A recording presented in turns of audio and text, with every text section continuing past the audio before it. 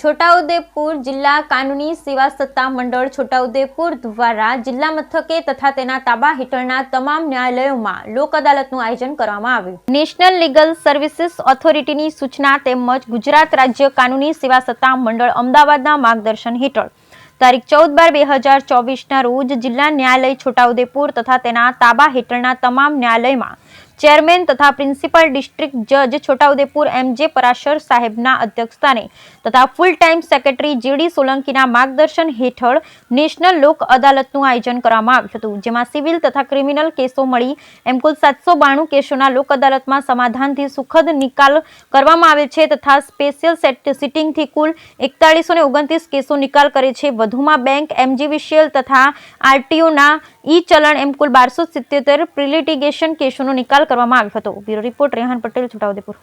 આજરોજ છોટાઉદેપુર કોર્ટમાં MGVCL દ્વારા લોક અદાલત નીમવામાં આવેલી છે.